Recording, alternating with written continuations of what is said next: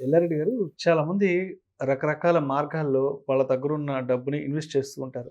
అయితే అదే సమయంలో కొన్ని రకాల మిస్టేక్స్ గూడా చేస్తూ ఉంటారు. సో, అవునండి. ఇన్వెస్ట్‌మెంట్స్ చేసేటప్పుడు మామూలుగా ఎటువంటి తప్పిదాలనేవి జరుగుతుంటాయంటారు? కరెక్ట్ అండి. హ్మ్. మెయిన్‌లీ మనం ఇంతకుముందు అనుకున్నట్టుగానే హ్మ్. ఆ కేటగరైజేషన్ ఆఫ్ ది ఫండ్స్ అనేది కేటగరైజేషన్ ఆఫ్ ది అమౌంట్ అనేది చాలామంది చేసుకోరు. హ్మ్. ఒకసారి ఆ షార్ట్ టర్మ్‌కి, ఇమ్మీడియేట్ ఎమర్జెన్సీ ఫండ్‌కి, లాంగ్ టర్మ్‌కి అలా సాగ్రిగేట్ చేసుకున్నప్పుడు హ్మ్. ఆ ప్రాబ్లమ్ ఉండదు.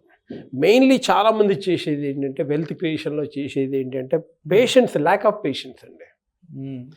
ఈ జనరల్లీ చాలామంది ఏమనుకుంటారంటే నాకు ఇమ్మీడియేట్‌గా మనీ వచ్చేసేయాలనుకుంటారు.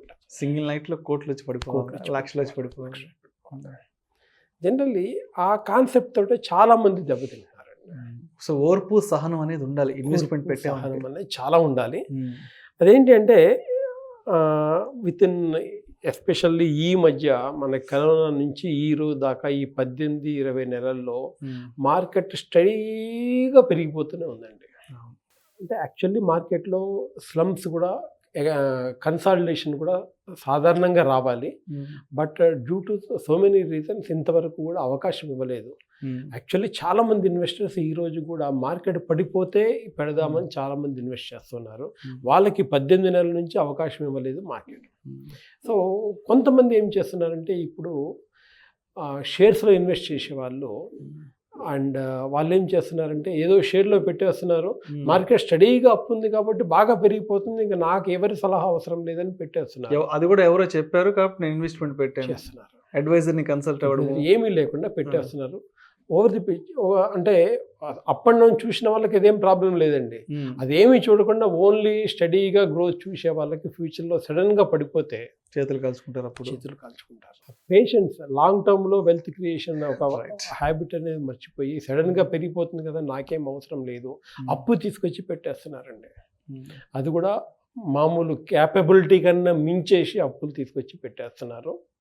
అలా కాకుండా స్లోగా, పేషెంట్‌గా లాంగ్ టర్మ్‌లో సిస్టమాటికల్లీ చేసుకుంటూ వెళ్ళడము. Hmm. Yes, no doubt about it. ఆ వెల్త్ క్రియేషన్ మీరన్నట్టుగా చాలామంది ఈ మధ్య అదే అడుగుతున్నారు. హ్మ్. సార్ నేను షేర్స్‌లో ఇన్వెస్ట్ చేయాలి.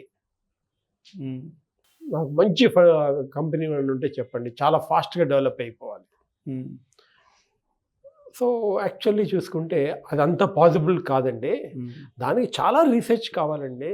హ్మ్. మీరు ఇప్పుడు ఈ జాబ్‌లో ఉన్నారు అంటే మీరు 16 సంవత్సరాలు ఎడ్యుకేషన్ అయిన తర్వాత మీరు ఈ జాబ్‌లో ఉన్నారు. హ్మ్. ఎర్నింగ్ స్టేజ్‌లో ఉన్నారంటే 16 సంవత్సరాలు పట్టింది. అవును. అలాంటిది ఏదో మామూలుగా పక్కోళ్ళకొచ్చేసింది లేకపోతే వాళ్ళకొచ్చేసింది గదా! హ్మ్. ఇంత పెరిగిపోయింది గదా! అని చూసే దానిలో పెట్టేస్తే కాదండి. It requires study. మీకు స్టడీ అనేది చాలా ఇంపార్టెంట్ దానిలో. హ్మ్. రీసెర్చ్ అనేది చాలా ఇంపార్టెంట్ అని జనరల్లీ చెబుతూ ఉంటాను. హ్మ్. సో, ఇక్కడేంటంటే మనకు అవకాశం ఇవ్వకుండా మార్కెట్ పెరిగిపోయింది కాబట్టి యెస్. అంటే జనరల్లీ మేము మ్యూచువల్ ఫండ్‌లో అదే చెబుతుంటామండి. హ్మ్. మార్కెట్ బుల్ ఫేజ్‌లో ఉన్నప్పుడు ప్రతి ఒక్కరు కూడా ఫండ్ మేనేజర్‌కి ఈక్వలెంట్ అయిపోతారంట. హ్మ్. నాకేంటి మీరు చెప్పేదన్న ఫీలింగ్‌లో ఉంటారు. హ్మ్. బట్ అది అప్ అండ్ డౌన్ చూసిన వాళ్ళకే మనకి లాంగ్ టర్మ్‌లో బాగా వెల్త్ క్రియేషన్ ఉంది. మెయిన్‌లీ కావాల్సింది ఇక్కడ హ్మ్. పేషెన్స్ అనేది ఉండాలి లాంగ్ టర్మ్‌లో వెల్త్ క్రియేషన్ కోసం. ఎంత మంది షేర్స్‌లో, స్టాక్స్‌లో హ్మ్. ఈ అప్ అండ్ డౌన్ అనేది పట్టించుకోకుండా పెట్టేవాళ్ళు హ్మ్. ఓవర్ ది పీరియడ్ ఆఫ్ టైమ్‌లో హ్మ్. టోటల్లీ గ్రోత్ చూసుకుంటే ఆ 12-15% కూడా రాదండి. హ్మ్. ఒకరోజు పోతుంది, 10 రోజులు పెరుగుతుంది. మళ్ళీ 3, 4 రోజులు అయిన తర్వాత హ్మ్. స్టాక్స్‌ని బట్టి ఇది పెరగడం, తగ్గడం అనేది యెస్. యెస్. 12% తీసుకునే వాళ్ళు ఎవరు ఉండరు. యెస్. చాలా తక్కువ మంది. అది కూడా బుల్ ఫేజ్ కాబట్టి ఇప్పుడు తీసుకుంటున్నారు. బట్ లేదు. హ్మ్. ఆ పేషెన్స్ అనేది మనకి జనరల్ కావాలండి. హ్మ్. సో, అండ్ ఇక్కడ మర్చిపోకూడనిది ఏంటి అంటే ఎర్లీ ఏజ్‌లో ఇన్వెస్ట్ చేయడం.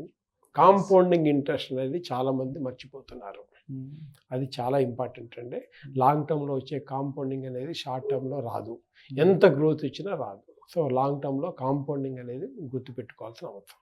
సో, ఎర్లీ ఏజ్ అంటే ఒక 24, 25 ఏళ్ళకి మనం ఎర్నింగ్స్ స్టార్ట్ చేసినాక ఆ టైంలో చేసుకుంటే రిటైర్మెంట్ పరంగా చూసుకుంటే కూడా మంచి సేఫ్ జోన్‌లో ఉండొచ్చు. ఒక మంచి లాంగ్ టెన్యూర్ కూడా చేతులకు వచ్చేస్తుంది. కొంచెం అమౌంట్‌ని పక్కన పక్కన పెట్టేసేయండి. అది పెట్టుకోవాలి. మనది కాదు.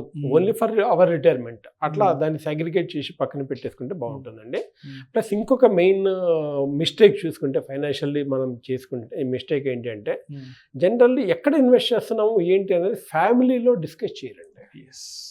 ఎగ్జాక్ట్లీ. చాలా చాలా పెద్ద మంది డిస్కస్ ప్రాబ్లం చేసుకోరు. అవును. చాలా మంది పేరెంట్స్ పిల్లలతో కూడా షేర్ చేసుకోరు. ఇంట్లో భార్యతో కూడా షేర్ చేయరు.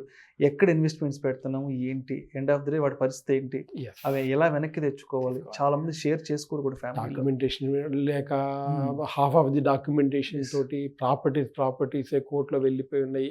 ఇక్కడ వెల్త్ క్రియేషనే కాదండి, వెల్త్ అక్యూములేషనే కాదండి, wealth protection is important. At the same time wealth transfer కూడా చాలా ఇంపార్టెంట్. దాన్ని జాగ్రత్తగా ఒడిసి పట్టుకోవాలి. అక్కడ చాలా మంది డబ్బు సంపాదించడమే తెలుసు, ఎక్కడ సేవ్ చేయాలి, ఎక్కడ ఇన్వెస్ట్ చేయాలి, దాని తర్వాత ట్రాన్స్ఫర్ చేయాలి, ఎలా చేయాలి, అక్కడ మిస్టేక్ మర్చిపోతున్నారు. సో జనరల్లీ ఫైనాన్షియల్ అడ్వైజర్ ద్వారా వెళ్ళి అంటే ఇవన్నీ కూడా సరైన మార్గంలో పెట్టేస్తారు. First consultation. నాకు తెలుసండి, కొంతమంది ఇన్వెస్టర్స్ 15 సంవత్సరాల నుంచి మ్యూచువల్ ఫండ్లో ఇన్వెస్ట్ చేస్తూ వస్తున్నారు. ఈరోజు టోటల్ వాల్యూ మీకు ఎంత ఉందని చెప్పలేరు. ఆ ఫిజికల్ డాక్యుమెంట్ అక్కడ నేమ్ వేరే ఉంటుంది, దానిలో పాన్ కార్డ్ అప్డేషన్ ఉండదు, దానిలో ఆధార్ కార్డ్ అంటే ఈ మధ్య వచ్చింది అనుకోండి, బ్యాంక్ ఉండదు, ఆ బ్యాంక్ ఎంఐసిఆర్ ఐఎఫ్ఎస్సి కోడ్ ఉండదు, నామినీ అసలు ఉండదు.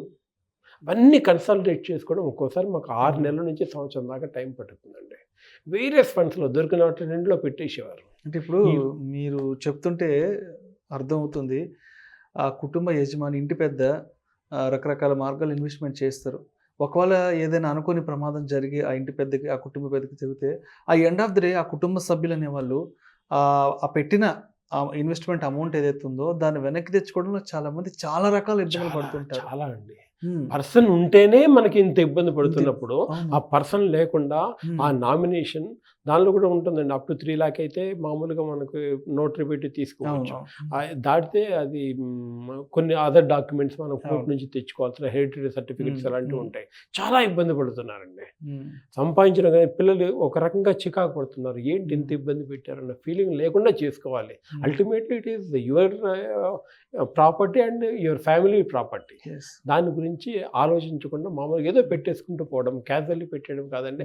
అన్నీ కూడా అక్యుములేట్ చేసుకుంటూ ఆ డాక్యుమెంటేషన్ని సరిగ్గా జనరల్ నా కస్టమర్స్ అందరికీ నేను ఒక మంచి ఫైల్ ఇస్తానండి. ఆ డాక్యుమెంట్స్ మొత్తం వచ్చినట్టుగా దానిలో పెట్టుకుంటూ ఉంటారు. ఫైనాన్స్ అనగానే ఫస్ట్ ఆ ఫైల్లో పెట్టేస్తుంటారు. అంటే ఒక హ్యాబిట్ అనేది మనం ముందు నుంచే ఇన్కల్కేట్ చేయడం అనేది జనరల్గా మేము చేస్తుంటాము. ప్లస్ ఇది ఒకటే కాకుండా డిలే. చాలా మందిని అడిగితే రేపు చేద్దాంలేండి, తర్వాత చేద్దాం, ఈసారి చూద్దాం, ఒక 1 month తర్వాత చేద్దాం, లేదంటే పండుగ తర్వాత చూద్దాం, రకరకాల అదర్ రీజన్ పోస్ట్ పోన్ చేస్తూ ఉంటారు. అలా పోస్ట్ పోన్ చేయడం ద్వారా ఈ డిలే కాస్ట్ అనేది చాలా ఎక్కువ ఉంటుందండి.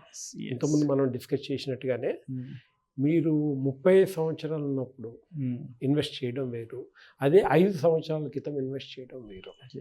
జస్ట్ 5,000 రూపాయలు ఇప్పుడు మీరు ఇన్వెస్ట్ చేయడము, 5 సంవత్సరాల క్రితం ఇన్వెస్ట్ చేయడానికి తేడా ఏంటంటే 1.5 crore. 1.5 crore అండి, చిన్న అమౌంట్ కాదు.